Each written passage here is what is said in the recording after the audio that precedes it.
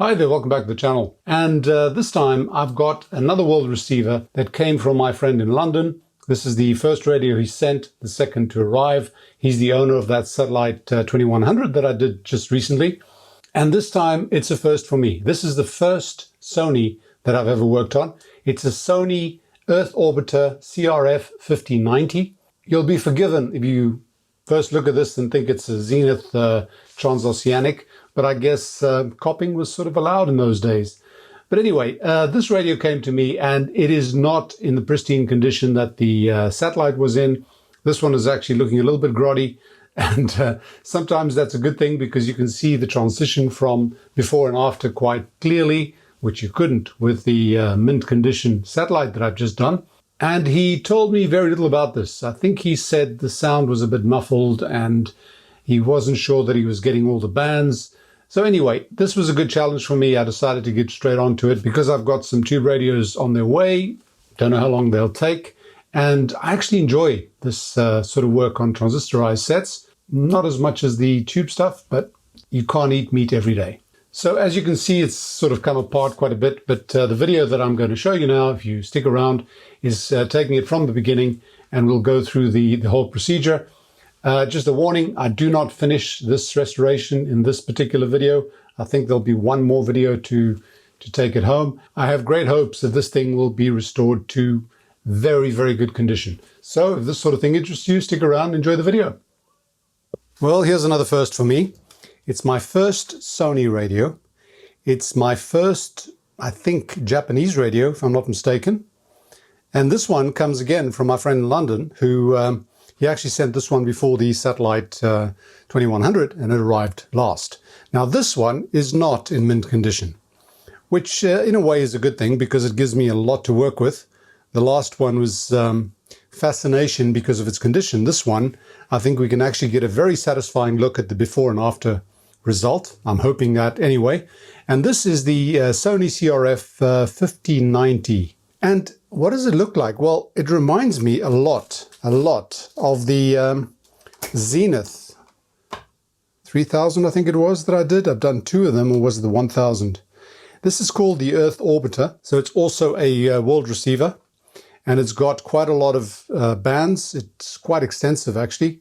If I'm not mistaken, it actually extends across the entire band, and it actually looks pretty simple, but it does use a drum tuner, just like the satellite used, and also the Zenith. So let's have a look at this. Here's the drum tuner, the band selection, and it actually uses the band selection for all the bands. We've got the Airband followed by FM. Now the Airband is 108 to 136, followed by FM, followed by long wave, which is the usual band spread, medium wave 530 to 1600, okay, shortwave 1, and it goes from 1.6 to 3.5. We're continuous so far.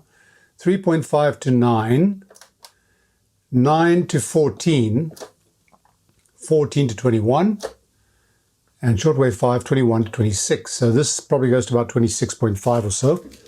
So we've got a pretty continuous band coverage, which is pretty good. It's got the tuning meter over here, and I'm just looking to see whether it seconds as a battery level. No, it doesn't. And then as far as controls are concerned, it's again pretty simple. You've got the power on and off, earphone. Then we've got three controls here. Squelch. Boy, this is pretty grotty, this pot. It's not stuck, but it's pretty gummy. We've got BFO, so this thing has a built-in BFO. You switch it on, and then I presume you can alter the frequency somewhat. So BFO, also very sort of stiff. RF gain, and again, yep, there we go. That's an automatic gain control. They call it normal, and then you can switch it on, and it goes from minimum gain to maximum gain. Okay. This thing catches a lot of people out. If you have this thing on, but at minimum, let's say you just did this, then you think you're getting nothing. That's actually caught me out once before. I don't remember which radio it was. And then as far as the audio is concerned, you've got high and low, you've got a tone control, a single tone control, which is fine, volume control, and AFC switch on and off. That's for the FM. So that's pretty simple. Then we've got the tuning down here. And the tuning, yep, looks like the dial string's in place. You've got the main tuning on here. And that seems to be working well. What is this? Some of the stickers coming off, made in Japan. So you've got the main tuning, and then you've got a fine tuning in the middle here, which I presume would be just for the shortwave. All the controls, although they work, are sort of stiff. And they're stiff in like a gummy way. In other words, it's almost like grease has become thick. It hasn't dried out, but it's become thick, which means that we need to clean it up. That should be quite easy. This thing's also got that the lid that comes out. And again, very reminiscent of the Zenith Transoceanic. So this thing will go in somewhat, not completely, but it'll go in a bit. So you'll be listening and you'll be able to record, check time differences. You've got the world map with the time differences or relative times, and you can shift this around. There's a time scale on here, so you add or subtract a number of hours from where you are. And of course, it then comes out completely and flips up and clicks. And that's it. Now, on this side, we've got absolutely nothing except there's scope for improvement. Rusted screws, very rusted. Down here, we've got a few stains on the front. Slight ding on here, which I think we'll be able to get out. Nothing wrong there, except again with the rusted screws. And I've taken out the back panel, which has two screws here, which I think were improvised. I don't think they were like this. So somebody lost the, whatever it was that you used to grip in here, and they used those screws.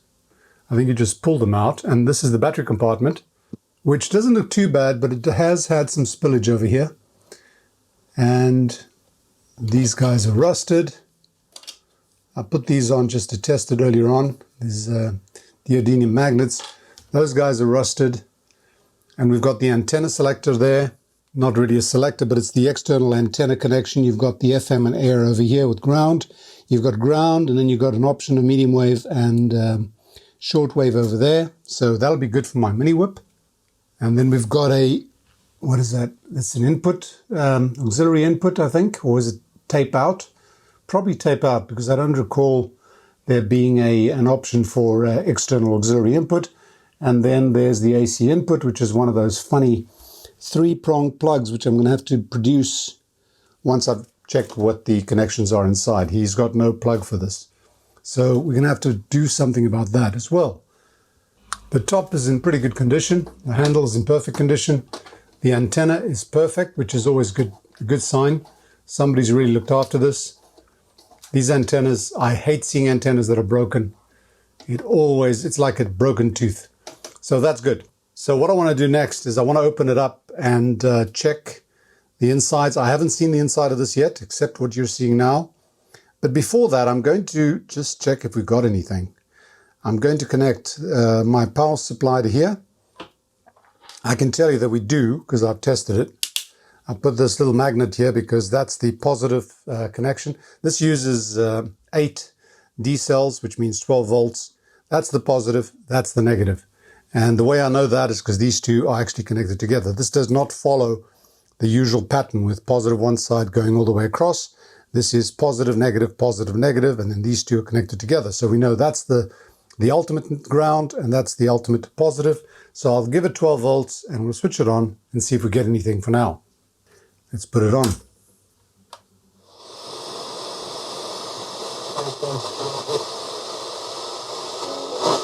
Zé Reis considera que esta é uma medida errada que vai trazer mais dificuldades para a economia, o emprego e que vai acentuar desigualdades.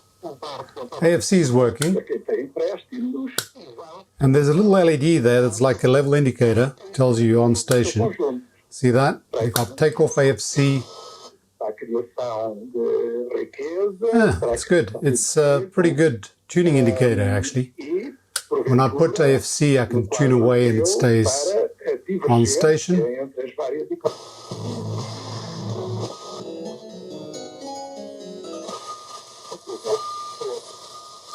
Not bad, not bad. It sounds a little bit bassy, boomy, muddy. Na zona euro para justificar esta decisão de mais uma subida nas taxas de juros, estratégia do BCE. That'll probably have to do with some of the components on the audio section, maybe even the supply. But FM is working. I've got no antenna at the back, external antenna, so we're just using the internal. But I just want to see if it's making the right noises. Yeah.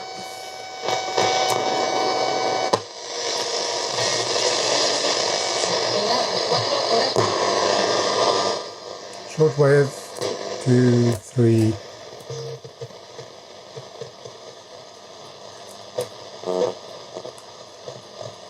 This thing's only on the rod antenna.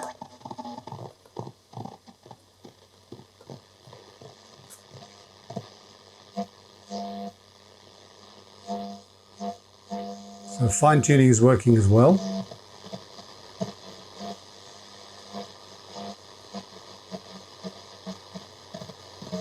Okay, I'm not too worried about getting anything. I just want to make sure. Yeah, we're getting the right noises from everywhere. So it looks like reception is fine on all stations, on all bands. The quality of that reception I'm not sure of. I'll find out when I go and do an alignment and do checking of components and so on. The audio is a little bit muddy, which I think is something that the owner actually mentioned as well. But that's not a surprise. This thing's been sitting or being used for many, many years. I don't think anybody's been in here. So that's my next task, which is open up the back, see how this thing opens. I don't even know how it opens. And start working on the usual, which is power supply, audio, then radio. And of course, everything needs cleaning as I go along. Okay, lots to do. That was pretty easy. 5 screws. There are 2 in here, 2 over there at the top, and 1 on the power supply section. They are all the same. I think the power supply one's got a slightly bigger head, but that's it, 5 screws, and this thing comes out. And now we've got something to desolder because the power supply wire or the battery wires need to be disconnected from here. So I'll remove that one and the one on that end, and we'll be able to have access to the battery connectors once I remove this back. And the inside looks, yeah, a little bit as expected. It's pretty grotty. It's pretty grotty. There's a lot of that foam that's just rotted away. Bit of rust on there, bit of rust on there. A lot of dirt on here. Some of it seems to be corrosion, but that's not unexpected. And this just means that there is a lot that we can do to improve this because there's a lot of sort of dry grease everywhere. I'm just looking at it very, very superficially at the moment. I think this board will just come out. There's some screws on there, so this board will come out. I may have to desolder some connectors there. In fact, I think what's going to happen, yeah, I think that we'll be desoldering this end and flipping it that way. I'm not sure exactly how you get into this, but it shouldn't be that difficult. I can see fuses and the transformer down there. So this here is the power supply section as expected because the input to the mains input is over here and the battery goes over there. So it almost looks as if this is all on one board, which is quite something. There's a lot of dried up stuff that's sort of just accumulated on here. Very greasy, and you can see that here as well. It looks like someone had this next to a chips fryer. This is from someone who knows about fish and chips frying. I grew up in that environment in South Africa.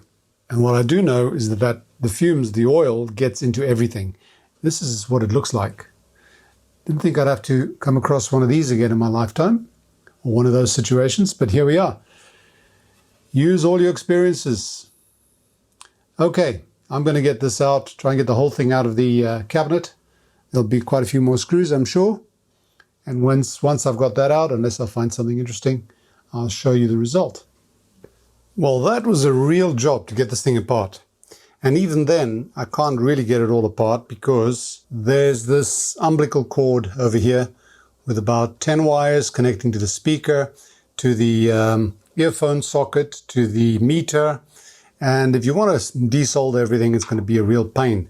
But what I had to do is I tried to follow the instructions in the service manual, which weren't very helpful, but the front is supposed to be just 2 screws on the side and it's supposed to tip over. Obviously it didn't. So then I had to take the whole thing out the back, which was 4 screws, remove this thing, which was tight as crazy. All the knobs had been removed. Everything came out with the use of my teaspoons. But then this thing came out the back and I was stuck with the front panel. And then I decided to take this front section off the actual wooden section. The reason this thing wasn't coming off is it's got a little piece of rubber here that had sort of become all gooey and stuck. And I finally managed to get it out. It was a pain. And I'm still going to have to work with this front connected to the radio, but that seems to be okay. I can get to all the parts and clean it. There are a lot of these foam strips which have just become a mess. They're completely sticky and rotten. So I'll have to replace all those, clean this all from the inside. That shouldn't be too difficult. And I do need to get to the front for one obvious reason, and that is to get under here to clean these pots. It has to be done from the underside. I believe this little strip here comes out. Does it? Yep. And I think I'll be able to remove this. So I want to clean those spots because these are the guys that are really gummed up. And I don't see any other way of reaching inside there. And then I think everything else can be done from the back end. I certainly hope so. But that's what I'm going to do first. I'm going to do what I can to make the front section, complete the front section. And then, lubricate, clean and everything else. And then I'll get to the electronics itself. It's going to be quite a job, but has to be done. Has to be done. I'm seeing some progress. I managed to clean off these the residue of that foam. And I replaced the foam after cleaning the old one off that was causing that problem. I cleaned everything on this side. And then on here, I took these 3 screws out, lifted this up. I was able to spray the pots on the underside. And then I also lubricated them from the top. And they are moving a lot better. Much better. They're still dampened. These pots are supposed to be like that, I guess. But they're definitely a lot looser. I'll have to do it again. You've got to do this a couple of times. You don't get it right the first time. It takes time for the cleaning solution to go in there, or the contact cleaner to go in there, loosen everything up, and then you've got to come back a few hours later, give it another spray so it washes away the residue. Otherwise, you're just depositing it there for the stuff to get caked in again. But I'm happy with that. And once I've done the go around, I've lubricated those gears, I've lubricated that, everything I can reach on the side has been cleaned and lubricated so that I can then turn this over and work on the underside, or sit it up actually and work on the underside, because I think turning it over is out of the question. This thing's going to be stuck in there for good. So I'll just have to learn to live with it. And as you can see, these are a few of the Q-tips that I ended up cleaning that with. You use a lot of these. I must admit, this does look a little precarious, but I've got some great news. I told you that I'd done a lot of lubricating and cleaning and everything else, and then I finally got stuck onto this board. And the first thing I did was I cleaned it down, okay? There was so much grime on here. And the one thing I found in the past, which I think happened here, is that some of that dirt, whatever it was, and I don't know what it was very greasy, and it's not tobacco because I've had that before and it certainly didn't smell like tobacco, but whatever it was, it had an effect on some of the circuitry, especially the very sensitive RF circuitry over here. It's the only explanation I can find, because what I decided to do then is I decided to attack the capacitors, and I needed to remove this whole board, and I didn't want to. If I could avoid it, I didn't want to. So what I decided to do is I decided to replace the capacitors here on the audio section, and I believe the supply also comes here. And these are the capacitors that I've replaced. I replaced 4 of them. It was not easy because you have to sort of do it surgically. You've got to pull it from the inside, solder on this side. It's difficult to find where the actual solder tags are, and then to put them in is a nightmare. I ended up having to just solder a very thin wire to the end of the cap, pull it through, push it through, then pull it through. It's complicated, but it got done. And what I found was that these capacitors weren't in too bad a shape. I replaced them all. These are the ones that have to do with the supply especially, and also the audio DC blocking for the audio, which I really wanted to replace. It was muddy, but they weren't that bad. So then I looked for all the electrolytic caps on the schematic, and I actually went from the back and tested them with a ESR meter, and they all looked pretty good. So I decided I was going to stop with these, set this up to test it, and can you hear that? This thing is on shortwave 5. الأطفال المصابين بحالات صحية حادة للحصول على خدمات الرعاية طويلة الأمد أسلوب مصمم خصيص. Let me try and show you what FM sounds like. Foi uma decisão fácil ficar no Benfica. I love everything here and it was a clear decision for Benfica. Roger Schmidt confirmou que já tem BA disponível, ao contrário de Bernard. It sounds amazing. Com problemas físicos no Vizela. No muddiness, no dullness. Frente ao campeão nacional e não sobra motivação à equipa vizelense. Há uma motivação extra. All the controls are clean and smooth. Há uma motivação extra porque temos uma grande. So what can I tell you? I think that electronically, this thing is in perfect shape now.